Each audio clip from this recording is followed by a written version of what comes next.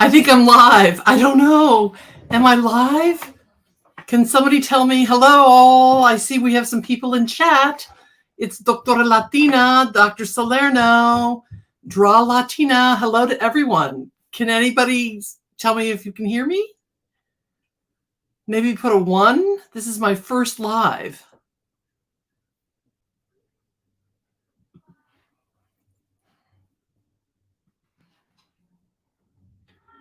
I am live. Oh, my daughter just said I'm up. Oh, fantastic. Must love dogs. I love that. Busted Flush. G of Twins, Lori Jean. I don't recognize a whole lot of these folks. Sixth Sense Amelia, KMC, Figment of Kimkins, Cajun Tim, Caleb Lee. I do recognize you. Am I talking too loudly? Purity? I have no idea what I'm doing. Oh, thank you. Laced in Chains. Yes, I recognize you. Oh, thank you so much for coming to my first live. This is a very primitive experience because I don't know what I'm doing yet. And I see I've got a reflection back behind me of myself. Oh, thank you, Cecile. Okay, and Derpstein. Okay, wonderful. I think what I'll first do is go through. We heard Tyler mention he was joining you. Yes, he is. He's live. Thank you for coming, Michelle. I think Tyler is coming in around probably in about a half an hour because he's doing a live. I wanted to shout out, Evie Marie. Hi, Jellybean. I've heard of you before.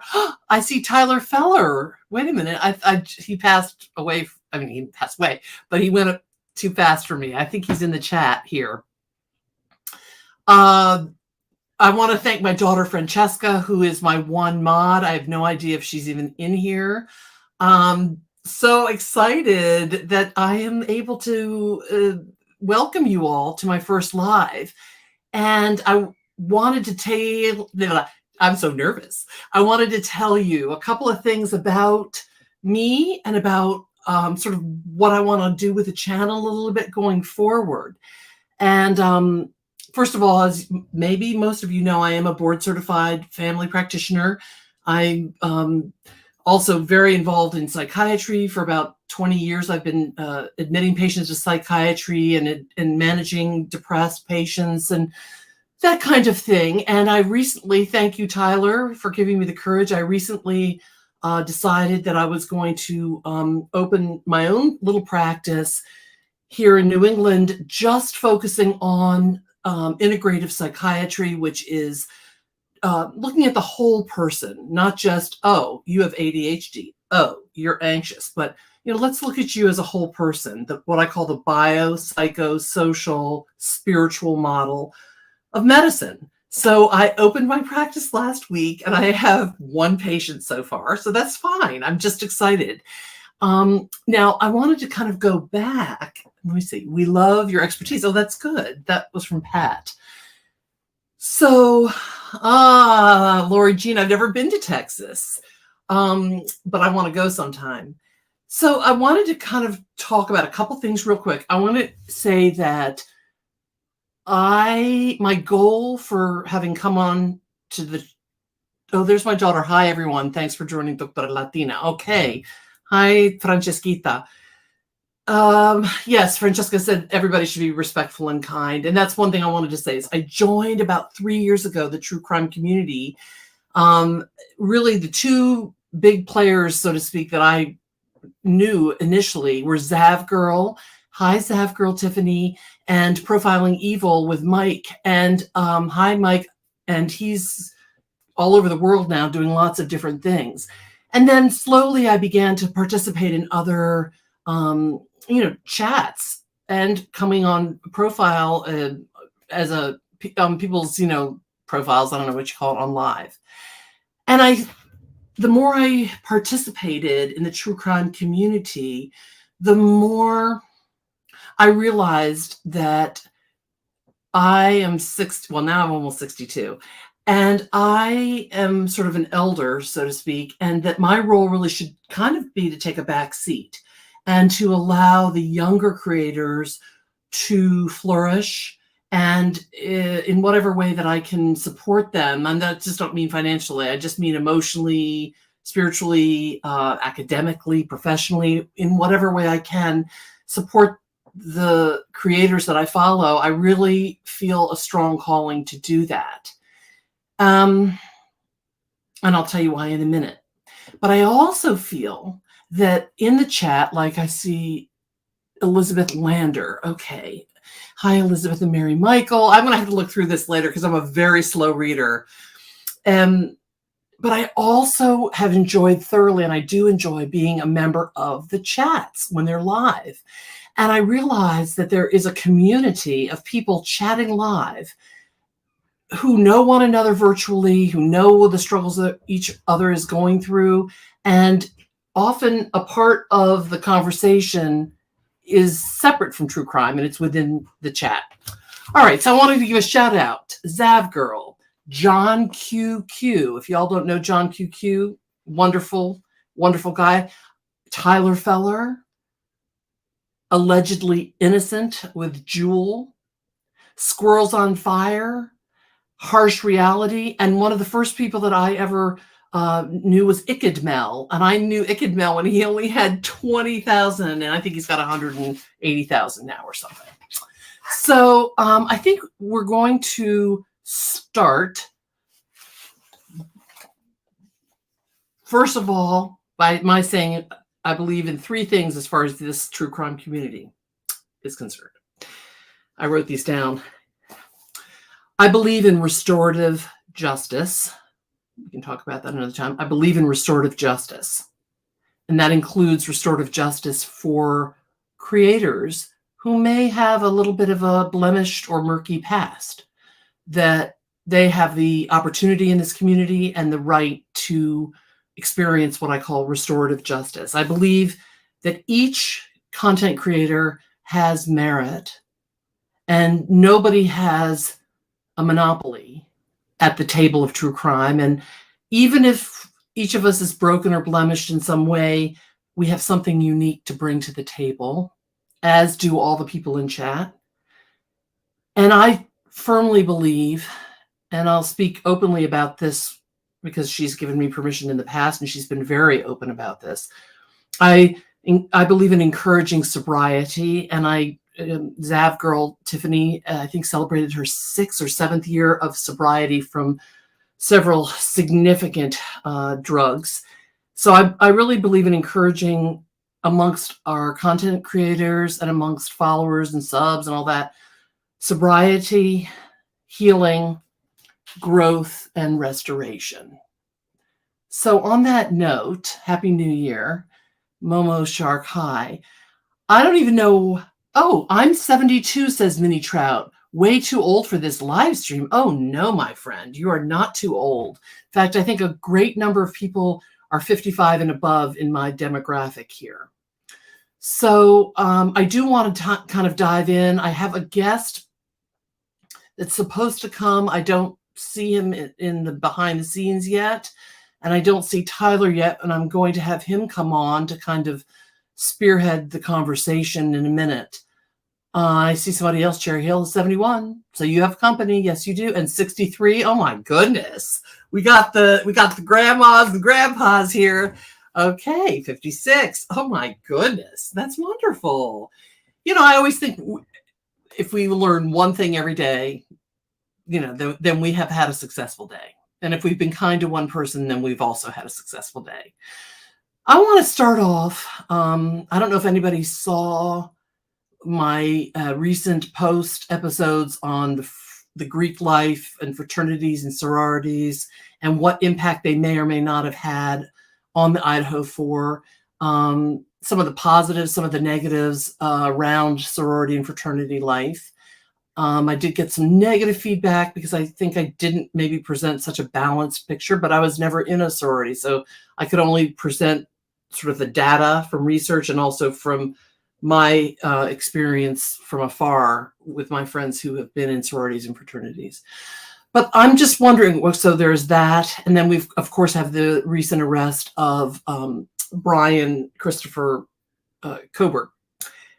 And I have a lot of impressions, although as all of you probably know, as a physician, if I haven't examined the patient, either psychiatrically or medically, I can't render a diagnosis, but I certainly can give some impressions.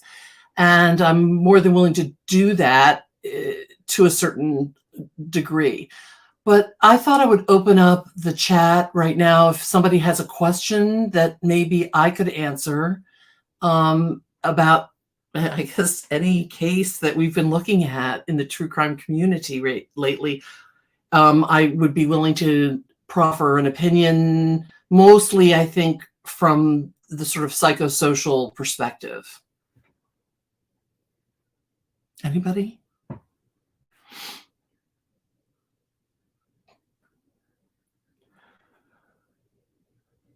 Nobody has a question.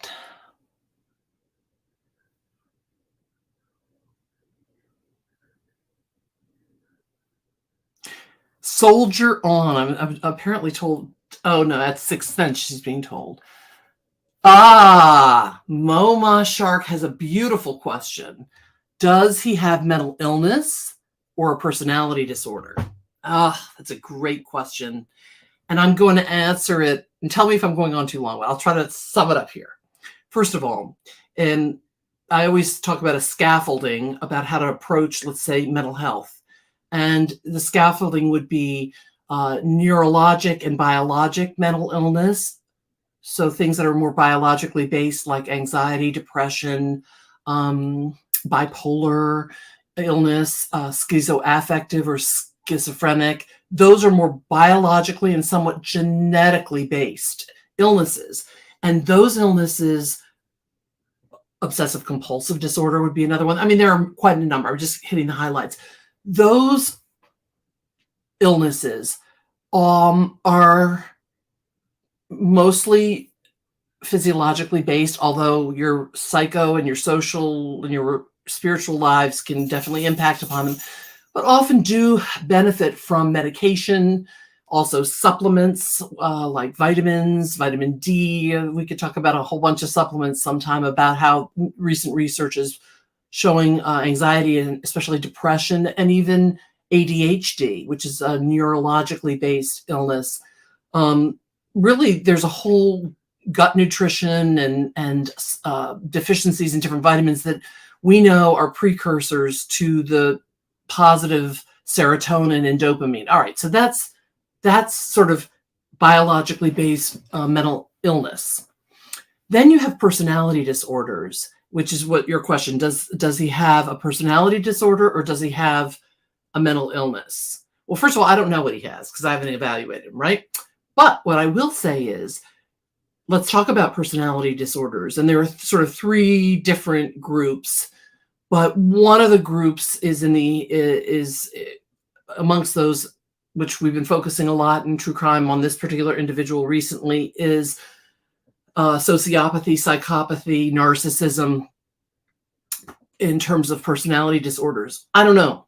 But what I will tell you is, I'm going to give you some examples of personality disorders. And I'm going to actually ask you, which of those personality disorders do you have a whiff of? Because as I learned in medical school, everybody has a little trait of one of these or two of these or three of these. So obsessive compulsive personality disorder, histrionic, which is dramatic, which I would put myself into. Not that I have a disorder, but little whiffs.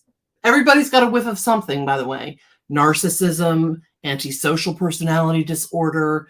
And then there's some other ones, schizoid personality, schizotypal. There are other ones that are too difficult right now for me to go deeply into. But the bottom line is, even though we don't know what personality disorder, if the suspect has a personality disorder, we don't know, we can say in generalities and patterns, folks that behave in the way this person is allegedly to have behaved would go into the category of antisocial personality. Now, maybe he just has some traits.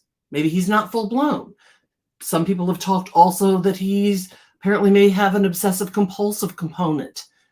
He could have obsessive compulsive personality disorder, which is different from obsessive compulsive disorder.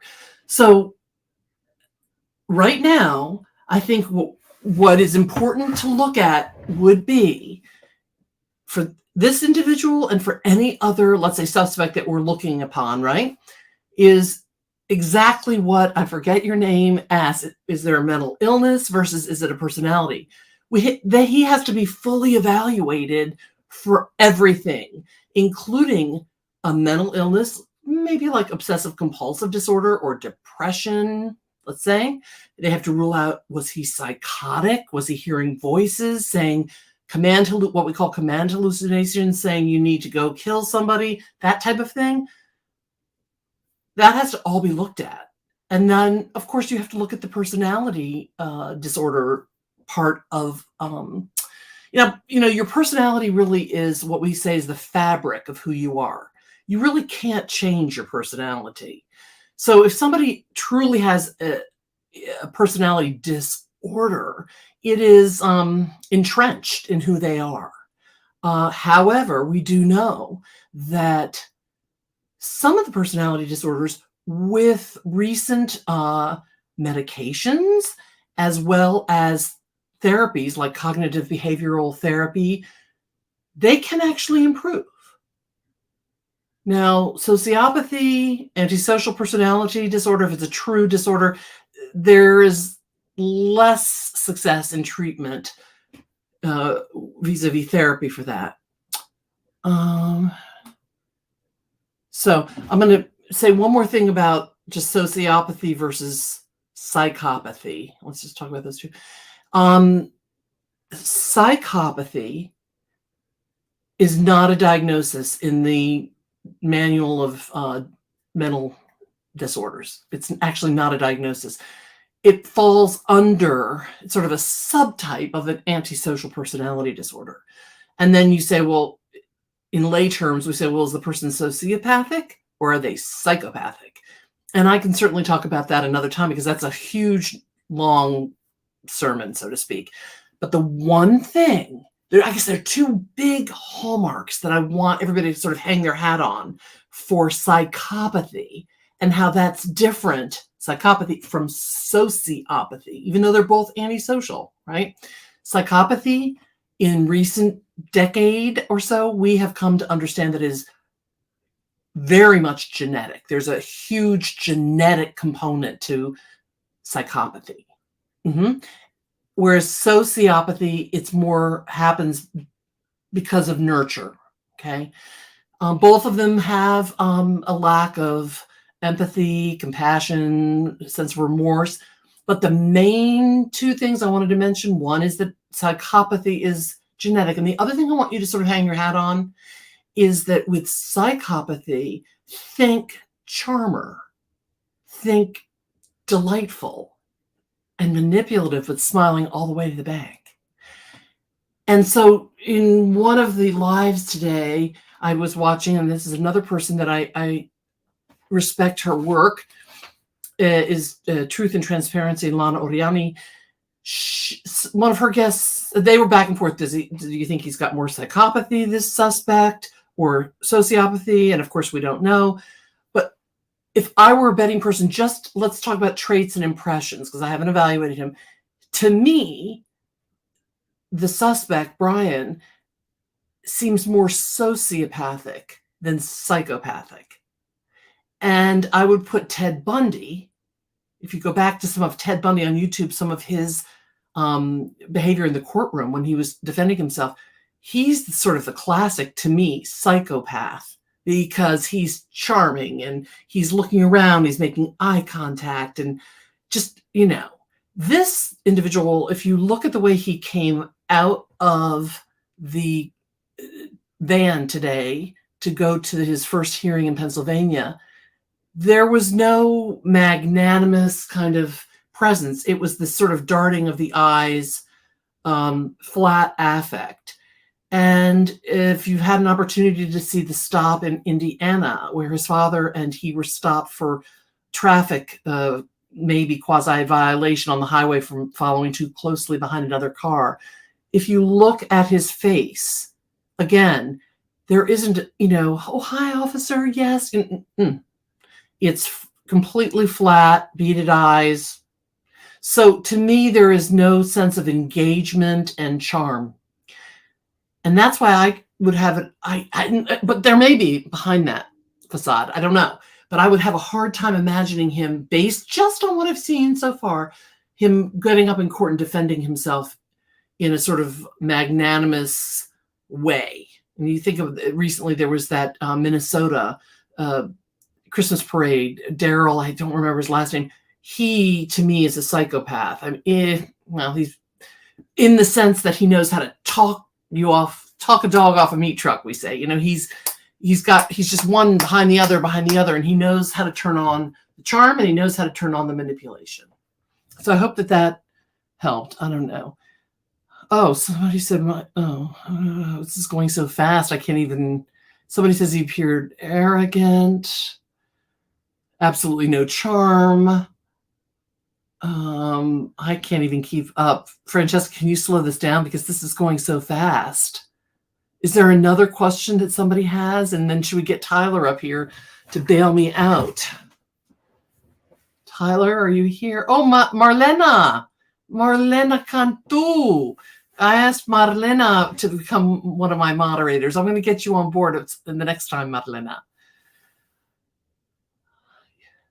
Yes. So Mary Michael just said Bundy had sort of dancing eyes, whereas this guy has really deadpan, sort of empty. Yeah. Oh, I saw Tai Wu. What joining in a couple of moments. Okay, that's good. All right, let's see. Oh, thank you, Marlena. She says I'm doing fine. Okay, Pat K thinks my explanations are great. The other thing I really feel strongly about, guys, is that I think a lot of the true crime community, in terms of content creators, there's a whole sort of cohort of either retired or currently active forensic scientists, ex-law enforcement, criminal analysts, etc. And I think they provide unbelievable expertise. But that's only one voice. That's only one voice of true crime. And the voice for them that's different from YouTube, sort of, let's call you us armchair sleuths, I do think is that we bring a whole bevy of knowledge about technology, sociology. So there are social workers, nurses, lawyers, teachers, homemakers. We have a whole variety of people in this community that are not forensic experts, but they can certainly offer wisdom, information, and can hunt down and investigate in a very meaningful way. And I really don't want our voices to be eclipsed by, for instance, I have reviewed autopsies. I'm not a forensic pathologist. I'm not even a pathologist.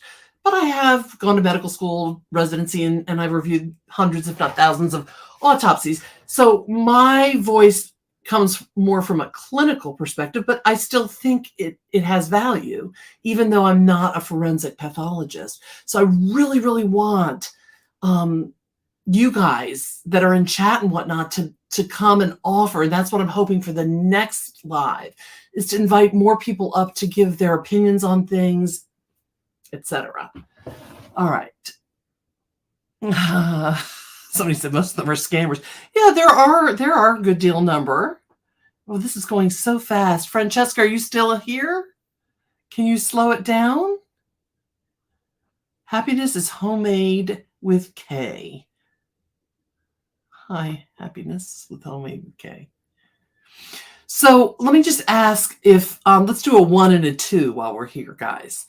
I have like 2 questions that are going to be a 1 and a 2. But I'll ask the first question. First of all, put a 1 in the chart. Hi, Debbie Campbell. Put a 1 in the chart, not the chart, that's medicine, sorry, in the chat. Put a 1 in the chat if you're, hi, Rob Mullen. Thank you for Tyler for having sent you. Put a 1 in the chat if you're from the United States. Put a 2 if you're from somewhere else in the world. I'm curious to see. We got 1. A Mississippi RN. See, got an RN from Mississippi. Oh my. Look at all these people. How am I doing? Okay, just a second.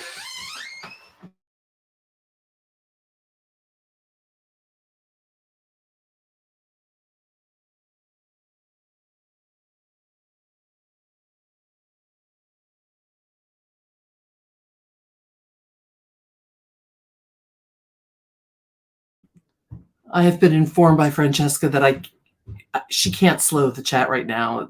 We're caught. So I'll do the best I can. Oh, somebody says 1 but was born in Europe. Kas thinks.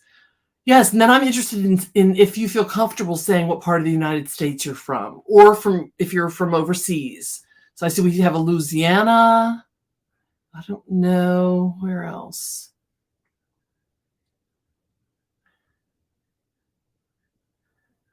Hi, Francesca. Yes, somebody said, hi, Francesca. Oh, Canada. Wonderful. I've never been to, believe it or not, I've never been to Canada. And I really, really, look, Pat has genealogy experience. Mississippi, Ohio, Mississippi. Wow. Colorado. North Carolina, Kaylee Diaz. I lived in North Carolina for 4 years. Long time ago. Oh, another NC, Kansas. Oh my goodness. Kansas, Florida, Northern New York. Rob, Northern New York, were you caught in that snow near Rochester and Buffalo? Hello, Sixth Sense Amelia from New Zealand. Colorado Springs, Colorado, Arkansas. Wow. Nova Scotia. San Fran. Interesting. Somebody's from Washington State. So Gail, Puerto Rico, una boricua, tal vez. Currently in Texas. Oh, you did have a blizzard. I hope everything was okay there. In San Diego. Vacaville, Northern California. Well, speaking of Northern California, Alessia Nelson, I am going to swing back at some point in the not too distant future to talk about the Kylie Rodney, a little bit more about that case, and hoping that some more investigations are going to happen for her. Love from Florida, South Alabama, Seattle, Washington. I'm curious there was Gail from Washington and Patricia. You know, what's the feeling on the streets, or I don't know what the expression is. What's the feeling out there about the Idaho 4 crime, and also this recent arrest? Have people been nervous, etc.? Oh, he's in the back room. Oh, I see him. Hi. What do I do? Press on you or something? Do I add him? I see. Hi. Boom. How are you? Bada boop. Bada bing. Bada boop. Bada boom. Bada boom. How are you, my friend? I'm doing well. Thank you so much for having me. I'm so proud of you. I think you're a really important voice in this next season in the true crime world. And I think that you need to be doing more live streams. People want to hear from you. You have a voice that matters. That's important. You encourage me. You encourage many others. You have an expertise that many of us don't have an opportunity to speak into. And if I were you, I'd rely and lean a little bit on your medical background. It's a perspective that I can't bring. But you do it while infusing the power of the Holy Spirit in the middle of it. It's special. It's unique. It's amazing. And wow. You're such a blessing to me. So thank you for having me on your very first show. Oh my goodness, I'm so tickled. And I don't know if you were, I know you were in your live, but I was saying to the chat that it's because of your ministry that I really got the courage to tender my resignation Mm. in my employ job. And then last week, Mhm. I started my little solo practice in integrative psychiatry, biopsychosocial spiritual model. I have one patient so far, and we're just going to take it step by step. But you were the one that said, you have to lean forward into your destiny, and That's right. boom. So I That's right. appreciate it. And I know Yeah. a little bit about the psychiatry practice, Yes. but Tell me. obviously not much from a practitioner standpoint, but I work for a psychiatrist and have been involved in his leadership meetings for several years now. Huh? Considered a part of sort of the mechanisms in which growth expansion and that kind of stuff happen. And so very interesting what you're doing, and it's much needed. My understand what's going on in the psychiatric field. There's definitely different ways in which you take on patients and how you handle them. And the psychiatrist that I work for believes in a model of making sure everybody gets very good quality care. So every single meeting when somebody comes in is at least an hour long. Mhm. And that's really important because a lot of psychiatrists do 10 minutes, fill out a prescription, and hand it in, and they're not getting the proper care that one needs. And there is definitely an opportunity in our culture for people who are loving, patient, and want to walk on a long term therapeutic journey. And that's what you're doing. And you're going to be overwhelmed with business, I have a feeling. Ah, so cute. That would be great. Look, I just want to look now. No, I'm excited, Tyler. I'm Yeah. really, really excited. So now I want to. Oh, the interview room. Yes, hi. He was very uh instrumental when I first was on these true crime. Tyler, I wanted to put you on the spot, if I might. And I don't know if all these folks, probably everybody came from your channel. I don't know, but could you give us a thumbnail sketch of who you are? Hmm. And then I'm going to ask you a couple of questions Sure.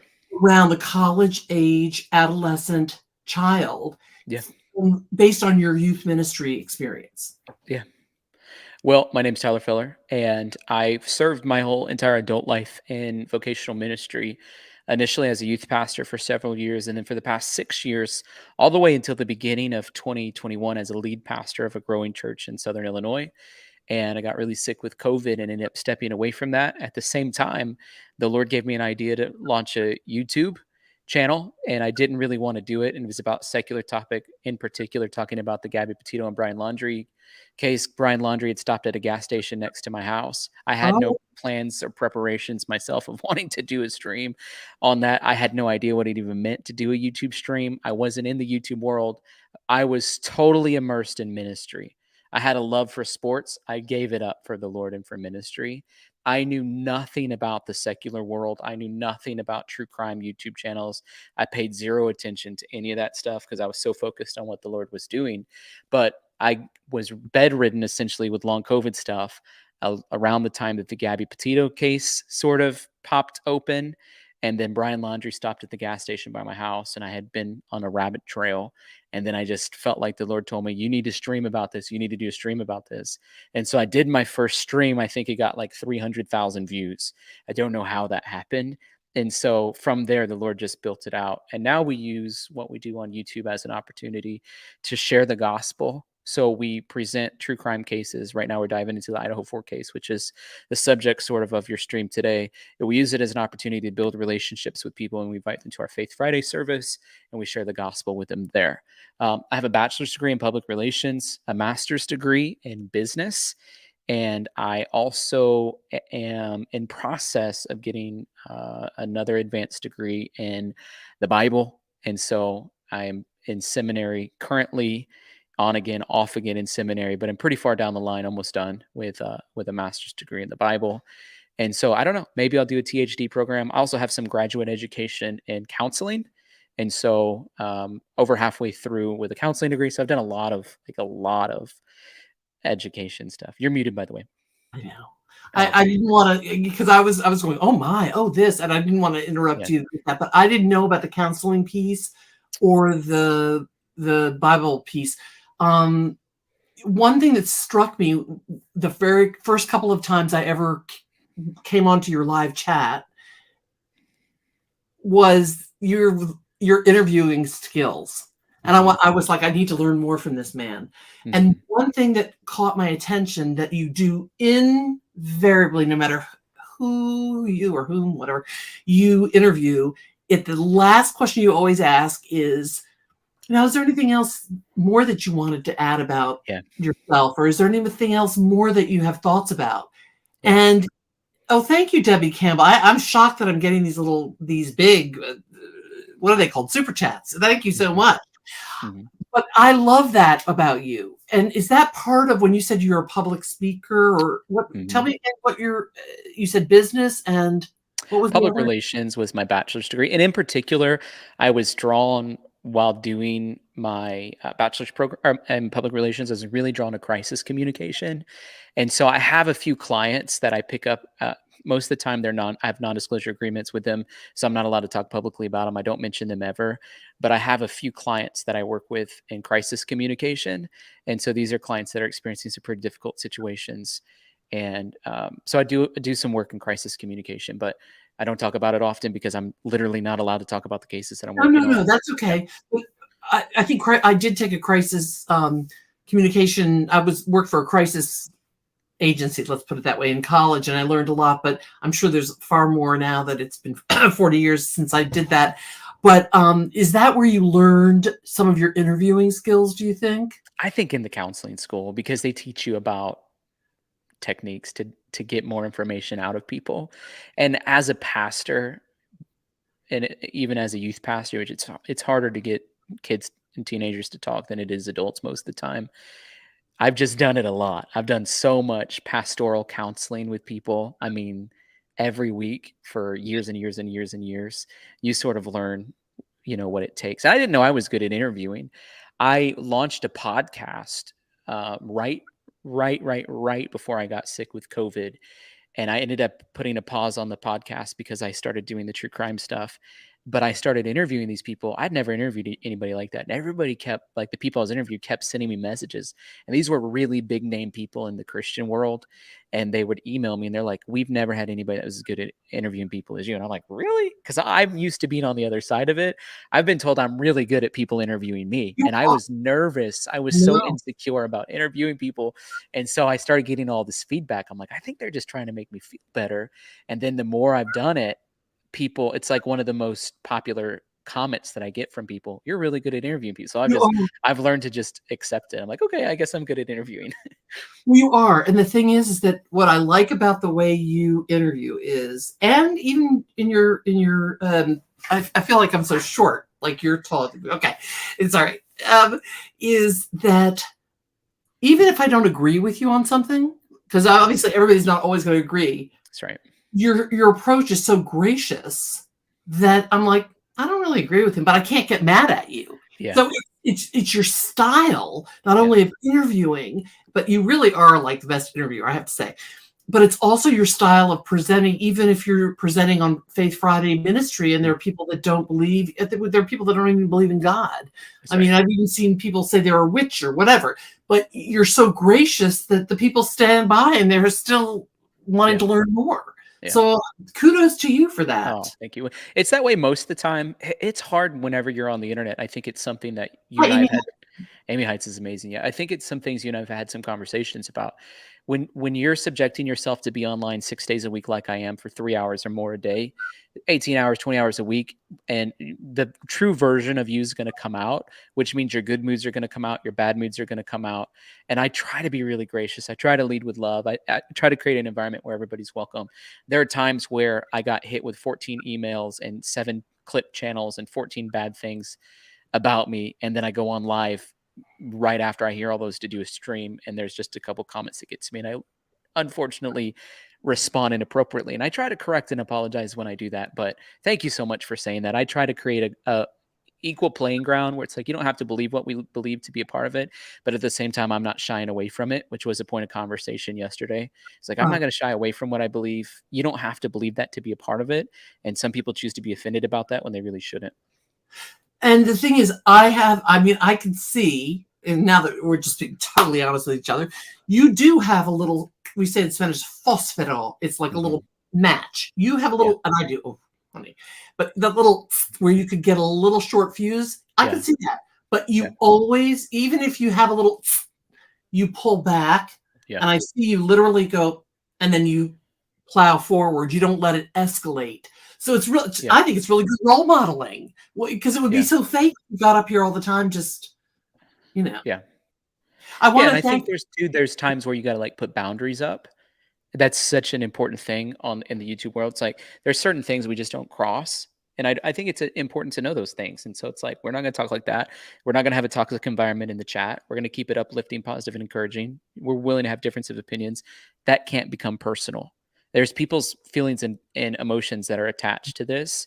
And I feel like my job, especially for the folks that are a part of Faith Friday, is to protect them and guard them from unknowingly opening themselves up to something that could hurt them. And toxicity, people handle it differently, and some people, we've seen this early on my channel, largely in part due to the Gabby Petito case, were literally in life or death situations because of abuse that they were Mhm, experiencing. And mhm. there's so many stories I can't even talk about, just to guard their dignity, Sure. that Yeah. we paid for and helped them get out of DV situations. I have pictures of people from our channel that are bruised head to toe, and we facilitated opportunities for them to get into safety.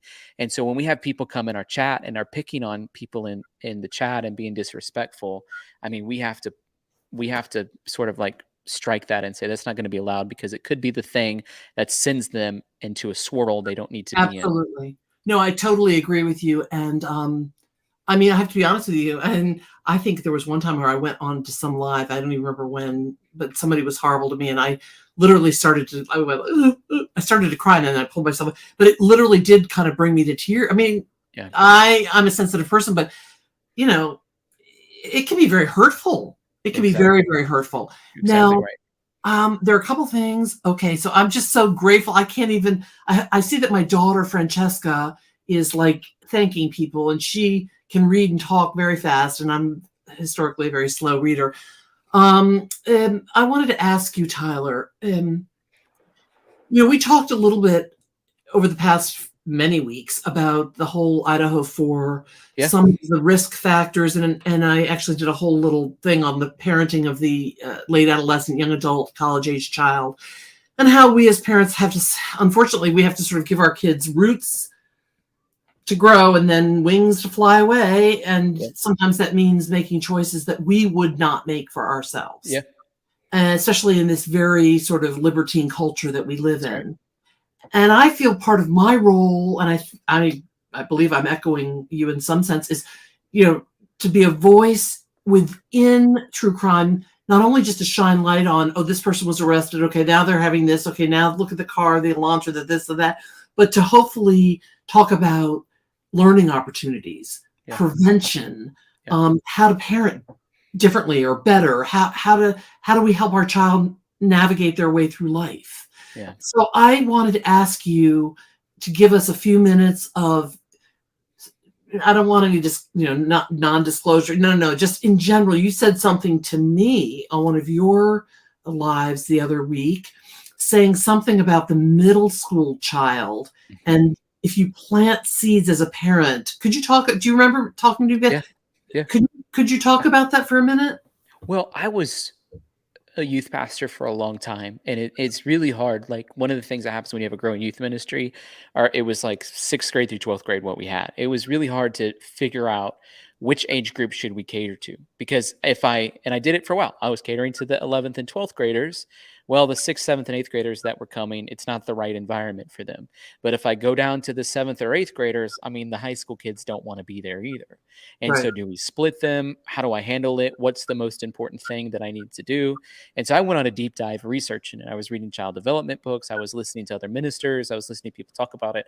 And the most wisdom that I got was actually from the owner of Chick-fil-A. He said that the most important age for us to minister to is actually like that eighth grade age, 13, 14 years old, because it's in that time frame that they're sort of deciding the worldview in which they're going to live by.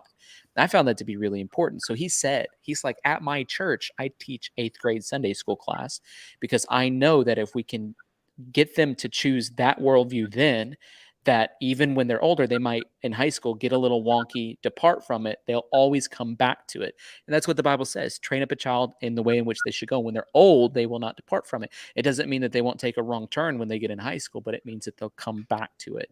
And so Mhm. I think that age group, personally, from my experience too, seventh, eighth grade time frame is so, so, so important. And there's a young man who's a part of our channel. Sometimes he's on there. He's on there on Faith Fridays.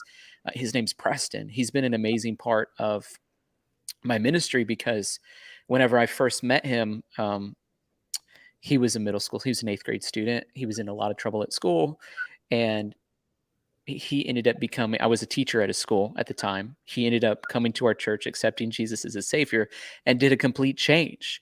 And then when he got in high school, a little bit older, he had a rough patch. But now that he's a young adult, he's went back to what he knew in eighth or ninth grade, which I would sit down at the lunch table with him and his friends and say, okay, quote to me Romans chapter 8. I was teaching them to memorize the Bible, even as their school teacher. Like, hey, let's talk about the Bible. What did you guys memorize? Let's talk about what you're doing. It was like a crash course in like implanting these ideas and these worldviews in their heart. And then he did kind of stray away from it whenever he was in high school, but now he's back. He's serving in ministry, has an amazing wife and a son that they're all Wow. sold out to their church and ministry. So and so there's just one example of many that I can give you of folks where that's happened. And so from my perspective too, when you think about sort of the thing that kids want, it's like if you go to the theme park and you set down in a roller coaster and you put that little thing down, what's Mhm. the first thing you do? You want to sort of like buck against it because you want to make sure that you have a little wiggle room, but when you Right. move, it's going to stop. I think a lot of times what kids and students want is for there to be a guardrail. They want a little wiggle room, but when they begin to move, they want to know that there's a boundary there, somebody there that's providing a safety mechanism. So that's not really about college age students, but that's a little bit younger No, no, of no, that's okay. No, no, no, because that first of all, that's a great metaphor yeah. or imagery for me. Even just think about putting that seatbelt or that little thing on, and yes, you're absolutely right. Pushing against it and then knowing that it's going to hold you in. I think that's a great imagery. I wanted to ask you. Well, I'm going to say a couple of things in a minute. Just a little bit about situational safety and some of the things that I know my children and a lot of my patients in the college age group experience in terms of risk, going from low risk Yeah. behavior and zipping right up into high risk. Yeah. And how do we prevent that? But I wanted to ask you, when you went to college, did you belong to a fraternity? So I did not belong to a fraternity, although I was very familiar with the Greek culture. I was a part of a group called Chi Alpha, which is a Christian organization that sort of sort of mimics fraternity and sorority life, but we didn't have housing, and it was a Christian organization. We would gather every week and have services, and we did mission projects around the world and that kind of thing. It's very well known; people know about it. It's part of the Assemblies of God denomination, but it's called Chi Alpha. But I understood the Greek culture at the university that I went to. I went to school in Springfield, Missouri, at Missouri State University, and there's another university there called Drury, where one of my best friends from high school went, and it's that Greek culture was like the ones you see on TV, and I'd spent some time on that campus as well, and caught a little bit of the vibe of the Greek culture there, and it's much different. I mean, it's a much different culture than it seems like the rest of college students are experiencing. Oh, you're muted.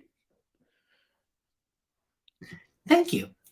No, it is, and I also think that I had invited this other gentleman on who was a fraternity member. I think he's in about his 40s in Colorado, and he had a lot of positive experiences, but he had some negative, and he was going to come on tonight. I don't know what happened, but that's all right.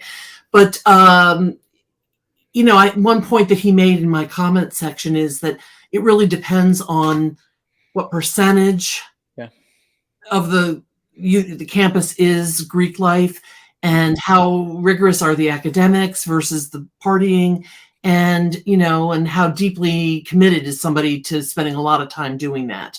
Yeah. So yeah, I mean, to me, and you never, and one thing I really appreciate about you is you never want to, you have sort of a policy of never naming names of people under the 18-year-old because they're minor child. And I think we have to be very careful about, victim blaming.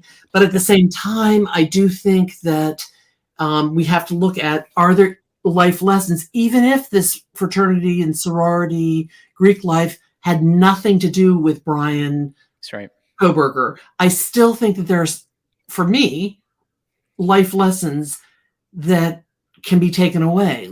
For instance, locking your doors at night. Yeah. Um, they did everything correctly, these young people, in the night of, for the most part. But the problem is, for me, is that and I dealt with this, I see this all the time in my practice, is that the young people that are at college, they might live with a group in an apartment or a house or whatever. Mhm. And just because they have a certain idea that they're going to lock the door and they want the door locked, the 10 other people may say, no, this is Freedom Hall, and we're going to Yeah. have anybody and their brother coming and going. Right. And I think if there was any sort of siren, so to speak, or alarm, in my mind, red flag, about the University of Idaho, what I was seeing, even with the police cams and whatnot, is this sort of almost chaotic coming and going Yeah. of people, Yeah. and it just felt almost out of control. Right. What are your thoughts? Well, I think that that house is strategically positioned there on purpose. They can get a premium price on the rent probably because it's close enough to campus that it feels like on-campus housing without having to have the rules or restrictions of what it means to be a dry campus, which means it's the hot spot for all of the parties that take place. And so whoever's getting that house is doing it likely with the intention that I want this to be a house where we're going to throw parties. It sounds like the owner of the house was renting it at times even from a per room basis, which means a group of guys from a fraternity or a group of girls from a sorority would sort of like put their mark on it and then would fill it with their little sis, which we learned in the case in this house. Upstairs was big sis, downstairs was little sis in the sorority. And it was sort of becoming that, right off of campus in walking distance party house that people were coming and going from, which isn't that unusual of a culture. It's an unfortunate one, but it's not that unusual of a culture in the college world. I don't know about if they were locking the doors or not. Sort of my thought would be there hadn't been a homicide in 7 years. We don't know what happened with Hudson Lindo, which was one of the students from Sigma Chi that had died the year before. I'm curious about that to see if there's some investigation into that a little bit deeper, or at least why they came up with the fact that it was an accident. But there's some things that I would like to unpack in that situation. But I think they probably felt relatively safe and had been living on the campus of University of Idaho or nearby for their whole course of college career, and they were about to graduate. So I think they probably felt pretty safe. Like I Yeah, think they weren't worried or concerned. I think you're right. Marlena Cantu just mentioned the whole concept of social media, Yeah. and the fact that so many young people have so much, they give out so much information. Yeah. My younger sister is a journalist, and she talks about social media. She calls it that we live in a confessional society, Yeah. that people just tell everything, Yeah. including what they weigh, who their boyfriend is, what they wear, or whatever. And I think even the Zillow, I think I spoke to you about that when Yeah. the whole idea that apartment was on Zillow or whatever, and you could literally do a walkthrough, and so therefore you lose your privacy just by renting that particular house. If a rental house or a for sale house is on the internet, and then suddenly you're able to see everything that's inside. So yeah, I think that's a whole nother thing. I think Marlena, you're right that social media is a wonderful thing, but That's right. it can become very risky. Somebody asked, why is my name Doctora Salerno? Okay, my name is Amy Salerno. I'm also known as Doctora Latina. I am here talking about a confessional society. So my mother's side of the family was from Argentina, and my father's people from Italia. So we speak Espanol, Italiano, and I've always worked for the past 30 some odd years. My whole life is in Spanish. including up until recently at home. We were bilingual only, but mostly only Spanish until a couple of years ago. Wow. And so that's why everybody always calls me in my whole life. I've never gone by Dr. Salerno. I've always gone by Doctora. Or if we have Italian patients, they'll say Doctoressa. So Doctora Latina is, I don't know. I just picked that as, I was trying to come up with something, and that's what I picked a couple of years ago. So I'm Doctora Latina. I love it. I hope that helped whoever was asking. I love it. I thought it was funny that Laura was calling you Dr. Dre, which is a rapper. I get that a lot. I get that, Dr. Dre. I know. Like, what? Yeah, It's not her name. Yeah. She's not a rapper. Right. So anyway, here's his name. Oh, Truth and Transparency is here. Hello, Truth and Allegedly Innocent is here. Oh my goodness. Should we invite somebody out, like one of them to come up, do you think? It's up to you. It's your channel. Well, how do I run the show? Well, how do I do it? That's a great, you have to say, if you want the link, email me. And then when they email you, you got to send them the link. Well, I have their emails. So if I email you the link, do you want to come up? No? I don't know how to, my daughter might remember how to do it. Then I had these banners. Hold on. Let me see if I made a banner. Let's see if this comes up first. This is a little, I told everybody, this is a little experimental. It worked. There it is. That's the first banner. And then I have another banner for you, Tyler, but that's going to come up in a few minutes. But how do I get Francesca? Could you help Mama? She's upstairs, but I think she can hear me. Let me see. Titi. She's coming.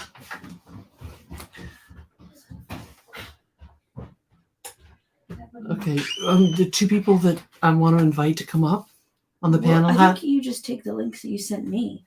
Oh. And Tyler, you could just copy paste those and. Can you help me with that? I'm not getting in front of the camera. You don't have to get in front of the camera. Oh, we could turn the camera off. No, just go here. Okay. Go to your email. Go to my email. Okay. And then just Truth and Transparency says, I'm watching a movie. Can I rain check? She can rain check, yes. How about Allegedly Innocent? They said, I'll come say hello. Okay, so where did you send me? I have to go into send. So just take. So see where you send, or just take where you sent Tyler's. No, I don't see it. Where did you send it from? I don't remember. How do I get back? Just click back. Click here. You sent it to me from Amy.Salermo. Wait, can you send? Oh, can you send it to Allegedly Innocent? I've never even heard of Allegedly Innocent. You have to know Allegedly Innocent. So I cannot send it to her because I don't know. She's brilliant. She's a PhD psychologist out of Bryan. And this woman is like, she can walk circles around or run circles around everybody. She's brilliant and amazing. I don't know where you. Okay, where did Well, I'm trying to figure out. Oh, invite. Oh, invite. I'm dumb. Okay, invite. So okay, you could just copy, and then you could just go back to your email and send it to her. Right here to my email? Yeah, email there, sure. Okay. Sorry, guys. Tyler, you want to keep the party going while I'm doing this? What's up, everybody? Thank you so much for joining Dr. Latina's very first ever stream. One of the best ways to help her out is if you hit the like button. That's going to help shoot her into the YouTube algorithm. And I promise you, she has a very important voice that needs to be heard in this season. She is a Christian, and not only that, she's a medical doctor. And especially like if you think about the Kylie Rodney case, we need somebody with that expertise to deep dive into it. And then I'm sure in this case, there's going to be some forensic information that she's going to have an expertise on. But beyond that, she has a voice of wisdom. She's a voice of encouragement. And so we definitely need people to know what she's doing and support her. And I just want to, on her behalf, say thank you for everybody who's sending a super chat in and supporting her channel just as a show of appreciation. I'm seeing a lot of the Feller fam in there wanting to just encourage and cheer her on. That warms my heart to know that there's people that are a part of what we're doing on my channel that also want to see other people succeed. That's really what we believe in, seeing people succeed. Now, as we've said that, I'm interested in knowing, as you guys are watching, as we're deep diving into this case, a couple of thoughts that I have. Have you made up your mind of what you think the killer's motive is? Do you think he had an accomplice? Do you think his parents knew what happened? Very curious and interesting. I'm going to interrupt just for 1 second. I couldn't figure out what we call her Jules. from Allegedly Innocent. So I put it up in the chat, the StreamYard. So that StreamYard connection is for Jules from Allegedly Innocent. Okay, I'll hush now. Go ahead. Ask your question again. Well, I'm just filling time while you were doing that. You do that so well. You do that so well. I'm really tickled if Allegedly Innocent does come up. I hope to God she does, because she is a very small channel with a very important voice. And she's just so keen intellectually. So, oh, here she is. Hi. Okay, there you are, Miss Jules.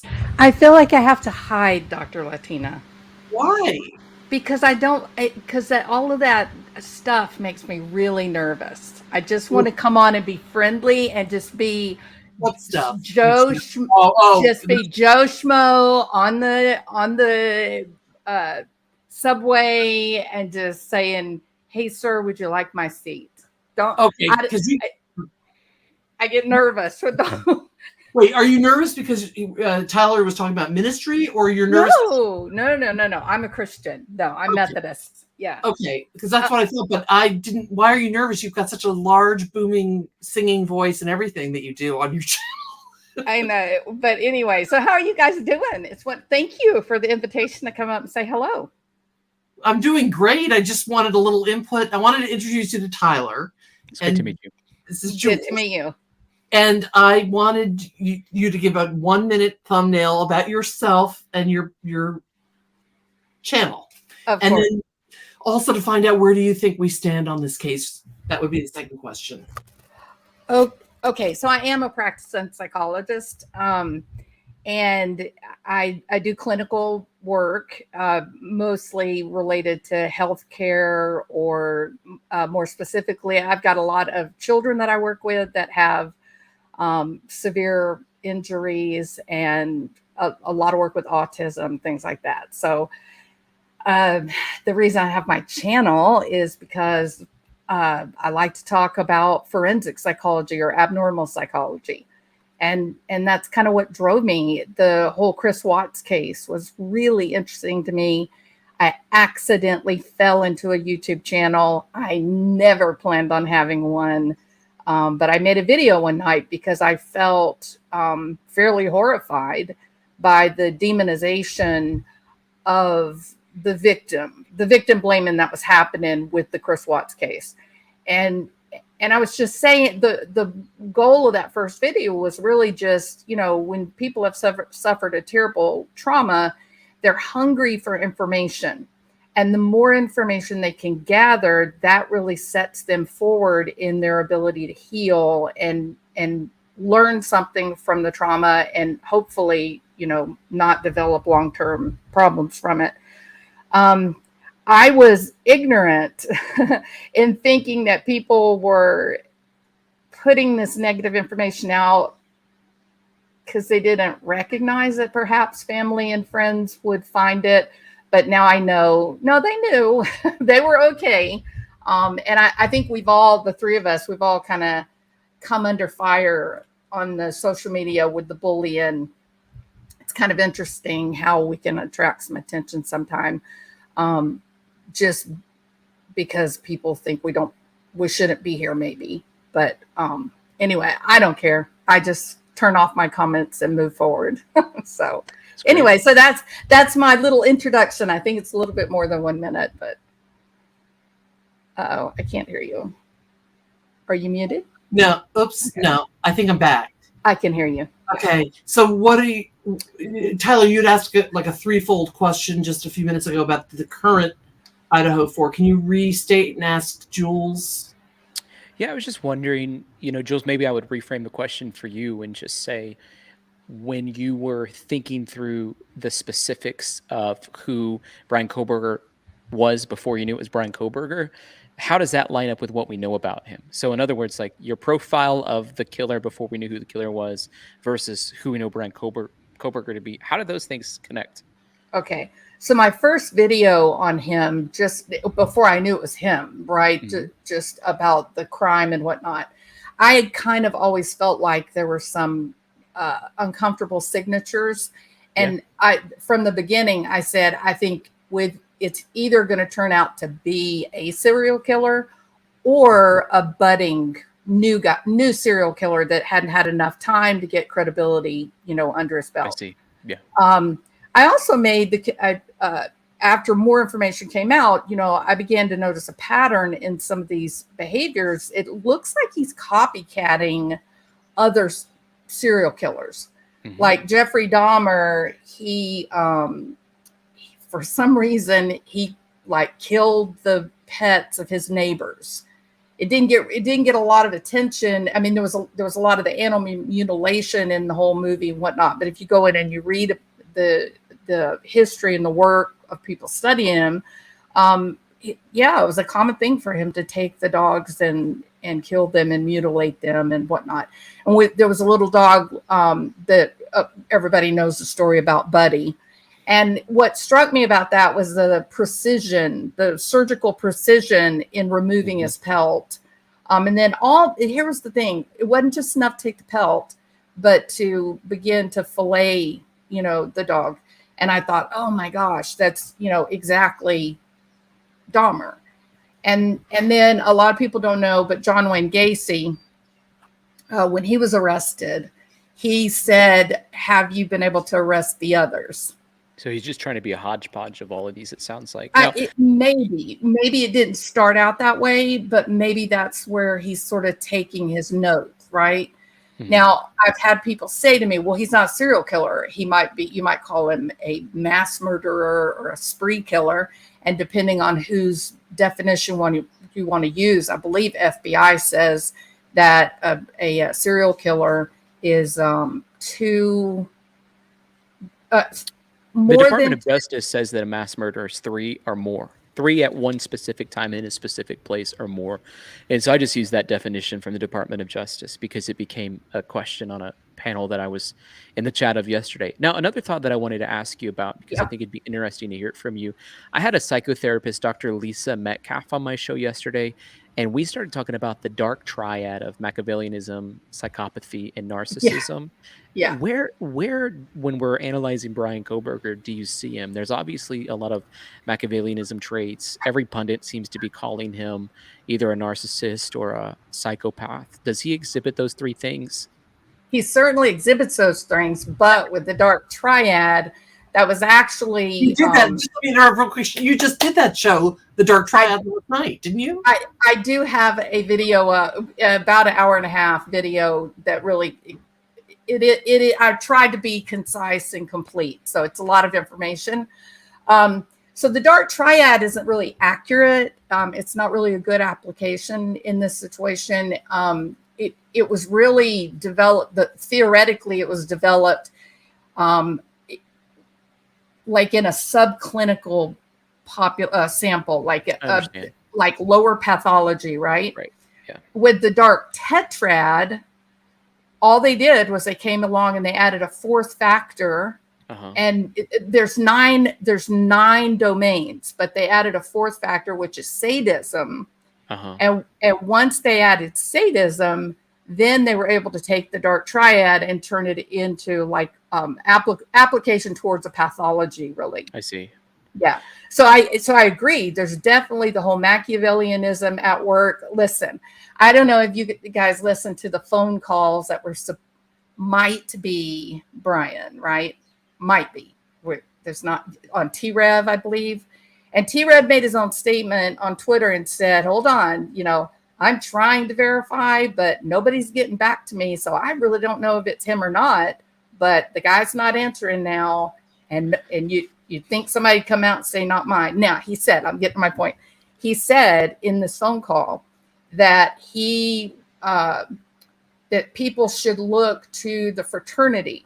Mm-hmm. And he begins talking about how these 5, 6, or 10 Sigma Chi has asked him this question about if you were going to murder somebody, get away with it, how would you do it? And I believe that was Machiavellianism at work there. I think that was that whole idea of, hey, you exist to support me and my goals and endeavor. And if I have to stand on your head and sacrifice you to get to where I'm going to be, then then that was your job in life. You should do that for me. So I don't feel guilty about it because you're just fulfilling your job. I've seen some people like in the comments saying, well, what is Machiavellianism? There's a political guru named Roger Stone, some people may be familiar with, and he started working for the Nixon campaign whenever he was really young. And he went and donated money on behalf of the Communist Party in Nixon's opponent's favor so that somebody would write a news article saying Communist Party supports whatever. And that's an example of Machiavellianism that you're talking about. The issue that I had with that T-Rev interview, that number one, the person kept saying, it wasn't that Sigma Chi. I'm from out of state. Basically saying it was a Sigma Chi at some other fraternity. Could all Sigma Chi's around the country be the same? And for obvious reasons, he didn't want to give out his location. The second thing that I thought was discrediting of that video was that there seemed to be an incoherence or incongruency between the educational level and the way that the peers of Bryan Kohberger said that he was versus the way that the individual in that phone call was sharing information. And so for me, I don't think that it was Bryan Kohberger in particular, but you don't think it's possible that he could have been trying to just sort of play a role and mask who he was? I don't think so. I think that if he is the narcissist, he wouldn't be trying to dumb it down like that. But I could be wrong. Well, I mean, time will tell. Time will tell. He could have done that. He could have went on the 4chan and created all of those things. He could have sat there and thought up, like, if I'm not going to be pinned for this, who would? Let's peg the Sigma Chi guys, and then built out 5 or 6. Absolutely. I think that was part of his plan. Yeah. Yeah. I had a theory too that I thought, is there a potential that Bryan Kohberger wanted to commit a crime and get caught so that he could get himself off? Wait a minute. You said, did he want to commit a crime, get caught, and then get himself off from the crime? In what way? Like what? Like that's the challenge, is to show that he's smart enough that he could get. He said he can't wait to exonerate himself. That's one statement that we have from him is, I cannot wait to exonerate myself. I feel the same way, Jules, as Tyler does. There's a piece of me that feels he's just playing this sort of checkmate. I don't even know any other chess, but like it's a chess game. Although I think he was flabbergasted personally that he got caught. I think he thought he was too good. Yeah, absolutely. And I don't know if Tyler was your guest, but I think it was your guest, Tyler, that mentioned that there's a big difference, or somewhere else I saw, between somebody studying criminal justice. That's my daughter coming from work. Sorry, criminal justice versus being a forensic scientist. So he may have been able to know all about the behaviors, but he really didn't have necessarily any granular experience with a forensic piece. And that's why I think he got caught. He was sloppy in a lot of ways. Now, if you share the screen that I have pulled up. Okay, share the screen. Oh, this thing right here? Okay, I'm sorry to scream. Like it's always say, we can hear you, Mom. Jules, when you see this man, and we see his dad next to him, I'd love to hear what your thought was. His dad's like, obviously a sun in his eyes, but it's like, why the heck are we getting pulled over? His son has that sunken eye psychopath look that we see often in killers, but he also looks like, is this the moment that I'm about to go down? That was my thoughts. I'd love to hear your guys' perspective. I would agree with you. I think he has a question in his eyes. Yeah. He's like, this is the moment. This is the second time that they were pulled over. Yep. He had just got pulled over. Isn't that interesting? A little bit before that. I heard, and by the way, I listened to the conversation that the police officer was having with him. And he said, I got pulled over by a big SUV. And the police officer said, well, we don't have big SUVs. It's FBI. It made it sound like they might have been trailing him. He's like, well, our troopers don't have our troopers here don't have SUVs. And then they talk for a little bit. You can't hear what's said. And then he's like, well, maybe you got pulled over by a county boy in one of the other counties. And so that was possible. But from my experience, when you're driving on the highway, the county doesn't typically pull you over. Yeah. because the sheriff's office is handling disturbances and things like that, and the Yeah. the highway patrol is handling the highway. But I don't know that for sure. But this was the second time he's pulled over. They might have been following him. And the thing that I thought was interesting was not too long after this sort of moment here, I believe, is whenever that white Hyundai Elantra in Oregon is found, and it seems like the police in Moscow could care less about figuring out if that white Hyundai Elantra at the Panda Express in Eugene, Oregon, had anything to do with this case. And I was frustrated about it. I'm like, it totally fits the description. It's abandoned. Some homeless guys turned it into a condo. Why on earth are they not doing everything they can to get down to the bottom of it? And they just let it hang. And so then Yeah. finally, like Yeah. my slow brain putting things together was like, okay, it's probably because they know where the white Hyundai Elantra's at. Wow. Yeah. Because they kept calling and calling, and the car just kept sitting there. So a lot of people were confused. But I think you may be right about that. Yeah. Oh, I had a question, but now I've forgotten. Everybody, you guys, wait. What did you all just say? Wait a minute. Oh, shoot. We said a lot of really I good know. stuff. You might have to I know. rewind. Okay, I'm going to put myself on mute, and then I'm going to think about it because it was an important question. Oh, So I do want to just kind of finish like my. oh, That's okay. I got it. But Go ahead. No, go ahead. I'm going to write it down, and then you keep going. But so where do I stand right now? Where this guy is, I still believe that he is a psychopath. I think he's sadistic. I think that he has been entertaining thoughts for a very long time. And I'm not going to be surprised to find out that he was involved in other deaths, or maybe even maybe. I think what got him caught was, somebody said something a while ago about his level of narcissism. I would go even one step further and say he is showing. I would be very comfortable saying delusions of grandeur.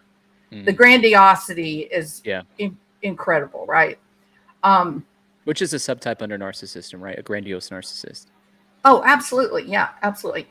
And I think that's what got him caught. I think he had a good plan. He got away with it. He got in and out. Nobody caught him. He managed to do the crime of the century. I'm not saying I look up to him. He's a monster. He's, an obscenity.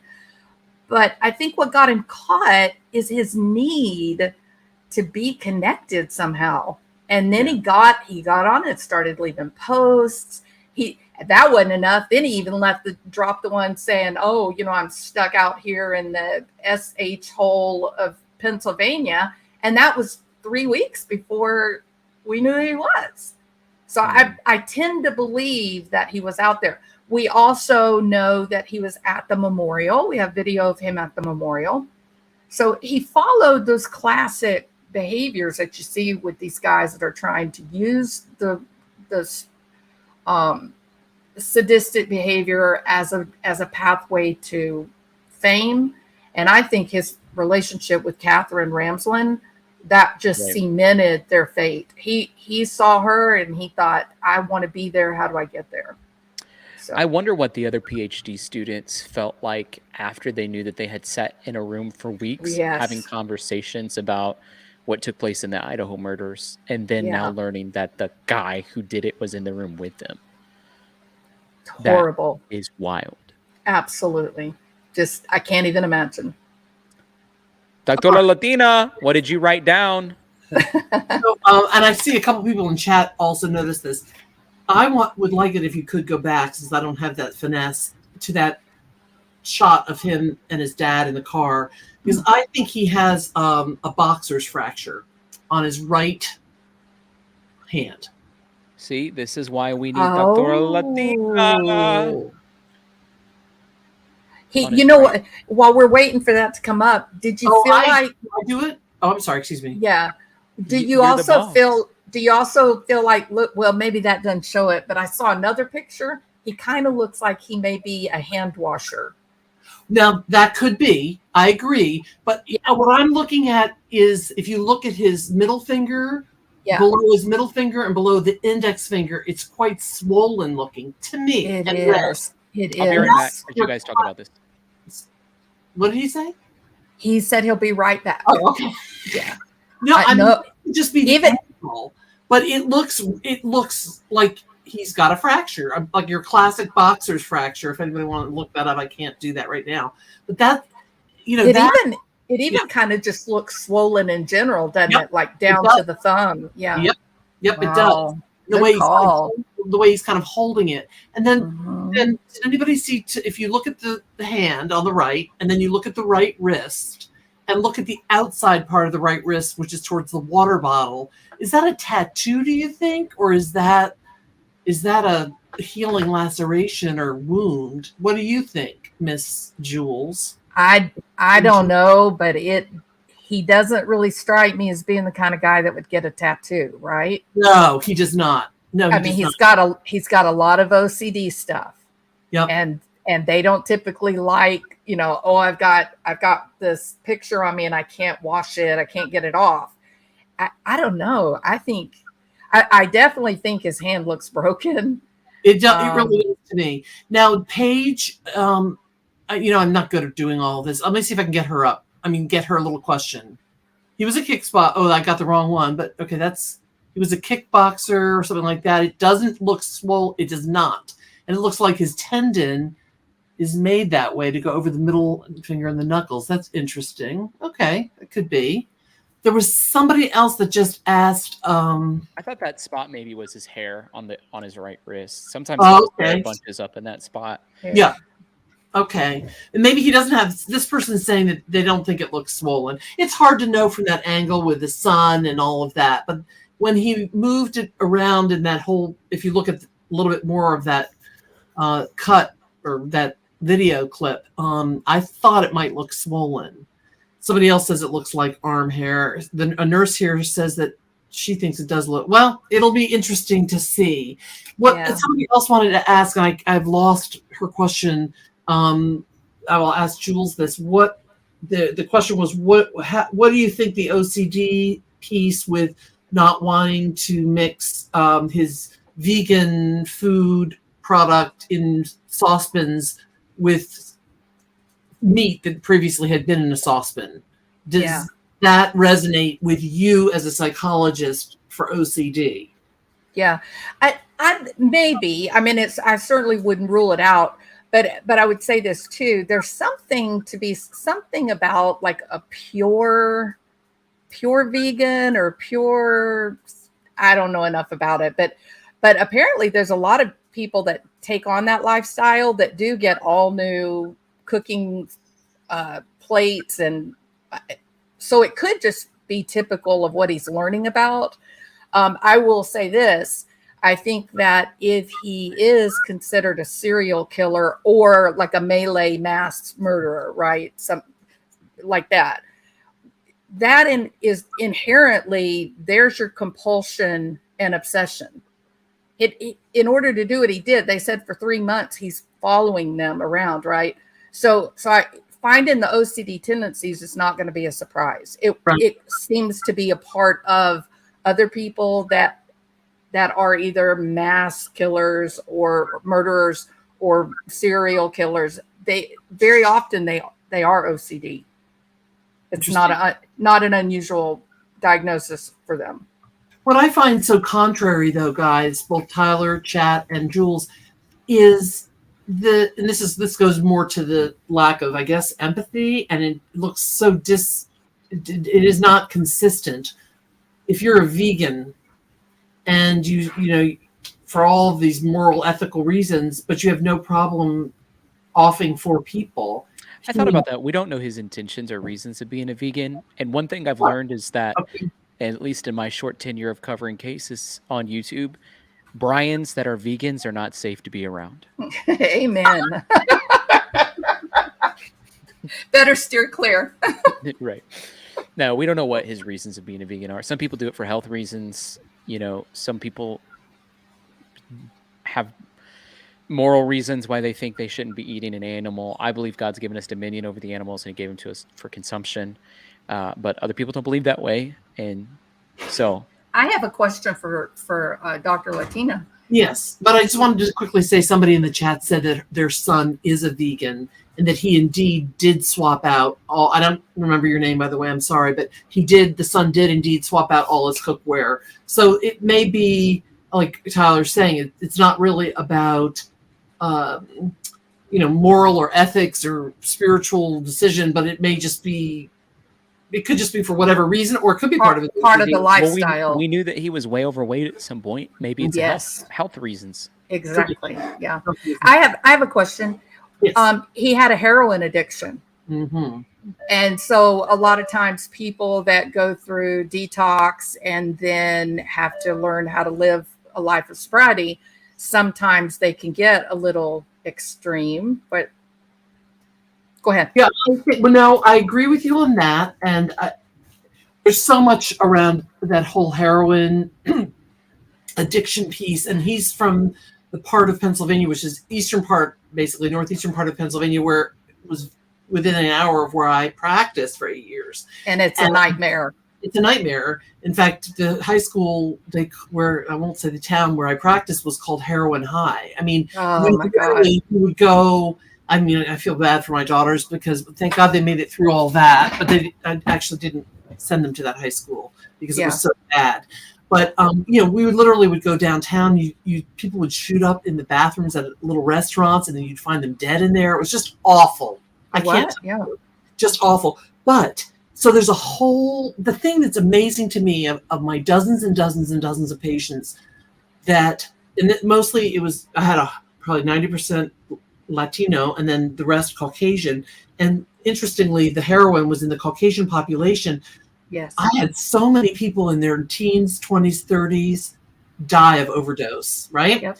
And with a needle in their arm in the bathroom or at home or in the convenience store, it's incredible. But for him to have gotten, I honestly have to say, guys, I knew almost nobody in my 8 years that was able to get out of heroin addiction. Wow. Which makes me wonder, did he have that or did he replace that with something else? Which I wanted to talk about. It is very hard to get rid of a heroin addiction. Very, very difficult. And I wanted to say that I feel that's just an impression. I forgot what your question had something to do with heroin. My question was exactly that if you go through the process of getting clean off of heroin, what's the likelihood that you might replace it with another addiction? Which might be this idea of a pure vegan lifestyle, right? And then somebody just said he could be on methadone, and the big thing now is Suboxone, and that's a whole other conversation for another day. But the thing that for me, this is what I thought from the beginning. Like I'm saying, day 2 when I was on, opining in different chats. I think, in fact, it was I remember whose chat it was on. I came on and said, I think this, and they were like, I said, to me, this felt like the drug-fueled rage. Yeah. There's some things that I think were indicative of that. I mean, we saw him, at least his classmates say, right after the killings, he was like ecstatic. And there was a high that he had. And then shortly after that, it was like exhaustion. And he looked like he hadn't slept at all, which was maybe indicative of some paranoia that it sort of like crept in. But I have a question, Dr. Latina. I have a question though. Hold on. What's that noise? It's like going, ooh, does people hear it? I can hear it. I don't know what it is. I don't know what it is either. Jules? I don't hear anything. All right. Well, we'll try muting for just a second, Jules. We'll see. Okay. Yeah. It's Jules. It's Jules. Jules. Oops. All right. Well, when you come back to talk, keep up here, Jules, but keep muted just to get rid of the noise. But go ahead. What were you going to say? So let me just say, the heroin is a downer, so to speak. And so drug fueled from heroin is, to me, unlikely. I'm talking as a physician. To me, it would be more, was he on steroids? That would be one thing. Or was he on methamphetamine or some sort of big thing that would push into rage? I had a question because I don't know the answer to that, but I do have a question for you, Dr. Latina. Yes. That I think would be really interesting for you to answer. Whenever I was a school teacher, we had a kid that had some problems due to his mom drinking alcohol whenever she was pregnant. And I remember some other teachers and I would say, like, man, if there's ever a kid that would do something to this school, it's probably that one, because he was violent at times. Got suspended at one point because he threatened a teacher with some scissors. He's a high school student, and it's sort of like this biological disposition that he had. I'm wondering in a developing, because he was a teenager when he started using heroin. I'm wondering in a developing brain, how does hard drugs like that impact even some of the like psychopathy from developing, if that's even possible, or maybe there's schizophrenia at some point, or Oh, paranoid yeah. schizophrenia. Okay, so there are a couple of things. One is that we know for sure, and probably Jules can speak to this better than I, is that heroin, amongst other illicit drugs, can affect the prefrontal cortex that has to do with impulse control, disinhibition instead of being able to inhibit yourself. And we know now that most men, boys, don't really have a full development of their frontal lobe, probably to age 25 to 30.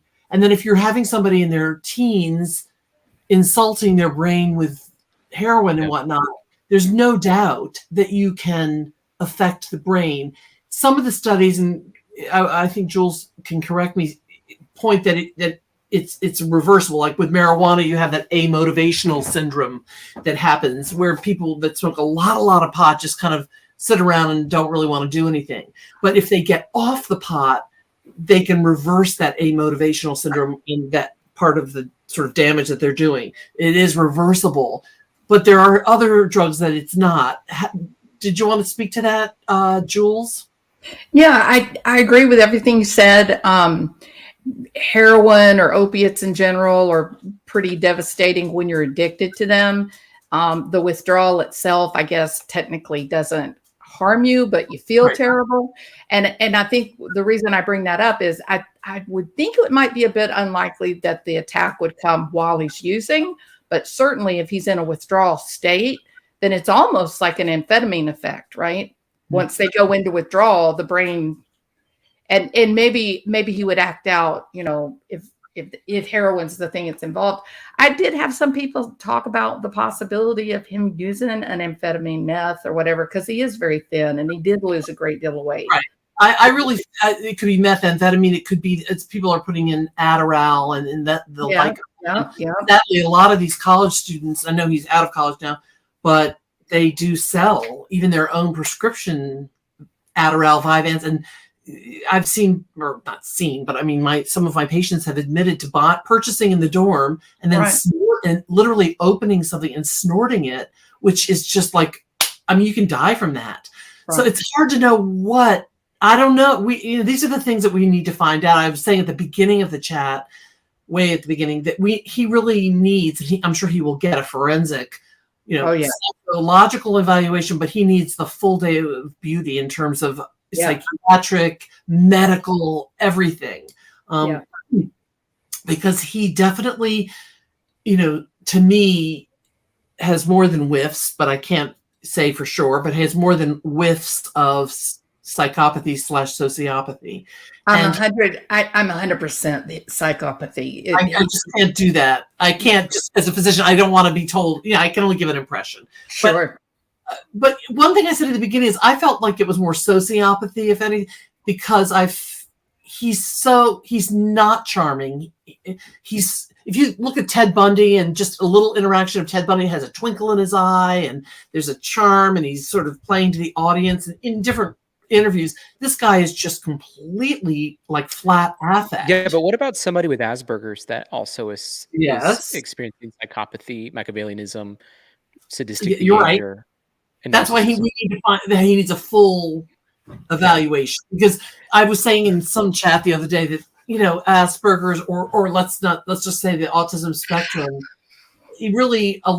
One sort of hallmark of the autism spectrum is a lack of empathy, is a lack of being able to understand the social cues and understand what other people might be feeling. But the difference with the autism spectrum is, and I'm just talking anecdotally in my hundreds of patients, I've never had a patient on the autism spectrum who is purposefully violent, they may have an outburst, but there's not this sort of sequential pathway planning to violence. Yeah, the That's outbursts right. are typically due to like overstimulation or something, right? Exactly. Something or a trigger. Exactly. Yeah.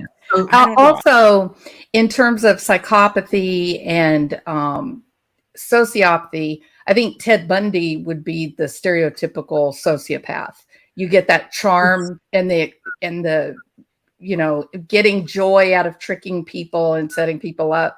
A psychopath sort of like, a shark. I'm hungry. I see something. I'm going to eat it. And it doesn't matter if it's a small child. I'm just going to do it. it's interesting. I always see it as the opposite, but I don't know. But as I said at the beginning, those are sort of artificial mark. They are. They're actually research-based terms. Yeah. Okay. So Yeah. But here's one thing that pulls me away from that idea of a melee kind of killing. He tracked them for 3 months. He studied them.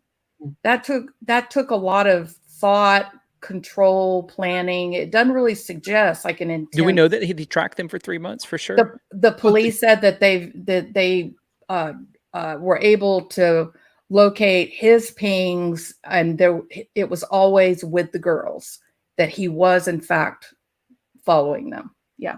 So Kaylee felt like she was being watched and followed. Yeah. So that kind of, I really think the influence of Catherine Ramsland, she's a very charismatic woman. I don't know if anybody has seen her interviews, but she is so interesting to listen to. And I can just see this guy who may have a little bit of trouble with reality testing. He's got delusions of grandeur. He's got a history of bullying, and he's listening to this very learned, respected criminologist who's written, the book with, one of the big serial killers. I can just see that making him hungry for that same kind of adoration from others. It's interesting that she wrote a book on how to catch a serial killer before he does it. How come she couldn't catch him? You know what, Tyler? I had that thought. You were talking about the students and how they must have felt that they didn't pick up. Can you imagine being Catherine Ramsland right now? And she refused to give comment on it. But the other professor, Michelle Bolger, that he was doing this study with, he was an investigator. She was the principal investigator on this study. Came out and said that he was the most brilliant student she's ever had. Yes. And so when Dr. Latina was talking about he didn't seem that charming, I think given his academic excellence, he's probably charming in the right segments of culture. Yeah. Because sometimes it is hard if you're more advanced in certain skills, especially educational skills. It is hard to find relatability with other folks, but he's with other students or teachers that are on sort of his same wavelength. And so he somehow was able to charm his professor. Yeah, I agree totally, Tyler. Yeah. One thing that I wondered, and I just know in medicine, in residency, well, let's put it this way, when I was teaching residents and different levels of medical training, honestly, we would evaluate different residents as they came along or whomever to see.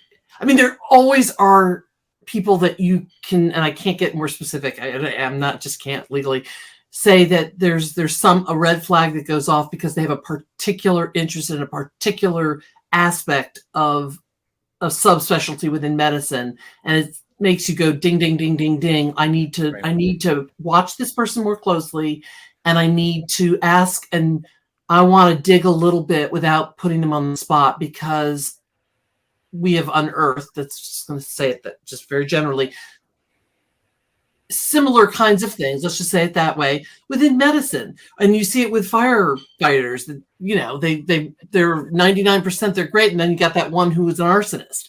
So what I'm curious about is when people go to the level that he did in criminal justice, right, in master's PhD, I wondered, and then you create these very probing questionnaires that he was apparently asking and doing research on. I know that they really wasn't like statistical kind of research.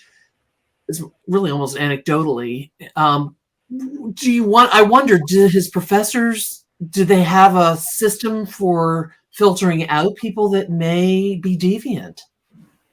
Because I can tell you in medicine we do. You would hope so, right? You would Yeah. hope so. And Or that's for next week. They got a faculty meeting next week to address that sort of thing. Yeah. But what I would say is, just from my own experience, I'm starting to laugh, but from my own experience is, I do think it's incumbent upon each profession, just like in ministry. I'm sure you see that occasional oddball, and you kind of go, we're going to have to keep our eye there. And I'm just, I would imagine maybe going forward, they may now say we really are going to take a little closer look at our candidates. I don't know. When I was in family medicine, this is going back 30 years ago, we had to, it was a biopsychosocial spiritual model in South Carolina. It was great. But we had to do like the Minnesota. We had to take all kinds of batteries of personality. And then we had to meet with the psychologist, and he had to go over and say, oh, it looks like this. And, whatever. And then he would delve further and further into if there was something that was an outlier, let's say. And then you were asked to find out, like, what are your own personal biases and how might they affect it? I agree. They should be doing that with PhDs that are doing criminology. I think so. And then I know just generally speaking, we had people that maybe did really, really well the first 2 years of medical school, got all A's in all of their basic sciences and anatomy and all that. But then they got to clinicals, and I can think of a couple people that were asked to leave because they were so strange. And it became obvious. And so they were evaluated and then asked to leave. So I'm throwing that out as learning opportunity in true crime. And I don't have the answer, but I would hope that they would maybe filter next time or something. Yeah. Well, how many of these guys? Go ahead. I would say probably not in the master's program. They're not doing any of that. And then he had the highest recommendations from his professor in the master's program in order for him to get the doctoral program. The thing that I thought was interesting, because I looked up like PhD programs of criminal justice around the country, because I thought, well, there probably are not that many of them. Well, there's a far more than I realized. And so then you start looking up like, well, fully funded PhD criminal justice programs. So I was thinking, what would be the reason why he wanted to go to Washington State? If he's that brilliant of a student, how come he's not going to an Ivy League institution or some other place? And I think that there may be a clue piece into who he is as a person by studying who are the professors at Washington State. And a little bit of me also thought maybe there's a closeness to Ted Bundy that drew him to that region of the country. I don't know that for sure. But we also know that he was a teacher's assistant, which at least the university that I went to, if you're a teacher's assistant, your entire tuition was covered. Plus you got paid like $1,500 a month or something. And you have, it gives you the additional benefit too, Tyler, that you form personal relationships with the professors. Right. And so when it gets time to go out and make your mark, you've got stellar letters of recommendation. So the teaching assistantships are really, really coveted.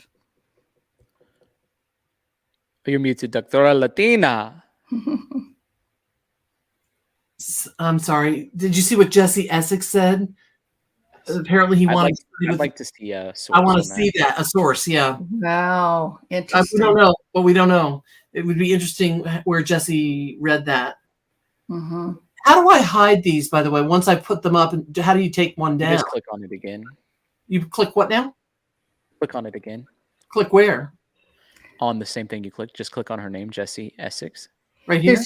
There's usually a little tag right at the top of chat that'll say remove comment or something like that. Okay. Go just scroll up a little bit to where her comment is again and just click on her name again. Yeah. It should be highlighted in blue. The problem is now I've got this huge screen and I can't. No, guys, I don't know what happened to my daughter. I need help.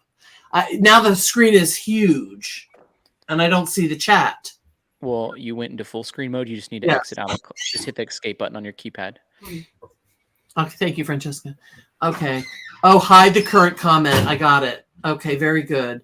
Well, we've been on almost 2 hours, folks. Thank you for inviting me up. It was wonderful to talk with you, Tyler. I enjoyed the conversation, and of course, Dr. Latina knows I love her. So. Oh, well, thank It was you. great to meet you. Sorry I hadn't heard of you before.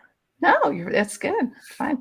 I think this is an opportunity for folks to kind of cross-fertilize their knowledge and information and whatnot. And Tyler has so many interesting guests coming on to his show that are real, unbelievable professionals. So it's just really wonderful to have you guys come up. Now, I did want to mention that Tyler has is it a non-for-profit 501? Uh-huh. Can you quickly explain it? Because I was not expecting to get any super chats, but I'm so grateful. But I also had meant to put this little banner up about your 501 so that if folks felt so inclined, they could offer to just give a small amount. I don't know. Yeah. So we have a 501c3. We pretty much exist, what we say, to train up the next generation of leaders. And so we do that through a variety of ways. We also take a percentage of everything that comes in. We have a benevolence fund, and we use that to support our listeners of our show that are experiencing short-term financial hardships to the tune of tens of thousands of dollars. Last year, we were able to help people on our channel. So if you want to donate, she put a Moon Clerk link in there. It might be hard for you to type that in, but if you just go to tylerflow.com/give, that will go into our nonprofit. It's totally tax deductible or anything like that if you're wanting to do that. You could also give on Cash App, which is $Tyler22. And by the way, I didn't ask her to do this. Oh, no, I offered to do because I wanted to, if folks wanted to offer something, I want to pay it forward. And you've been so instrumental in helping my little family, Tyler, with all the things that we tune in on Faith Friday. It's just been such a life-giving thing. So that's why I did. But I see that you can't just click on that little Moon Clerk thing, can you? No. Sorry. Can you put a link in or anything or no? Yeah, I can put a link in. No problem. Yeah. That would be really nice. Oh, somebody just said academic psychology, then the skills and knowledge. Okay. Nancy Drew. I love that name. All right. So shall we reconvene at some other point?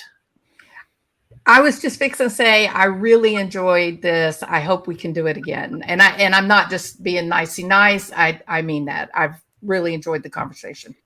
I think it's really, this has been like a major success for me to have wonderful panelists and also this chat, which I haven't said hello to everybody, but I'm going to go back and look. I've never experienced this before. I feel like a child at Christmas or something, just to have that, not just have the affiliation. For me, it's the affiliation and it's the cerebral, the intellectual. That's right. Conversation.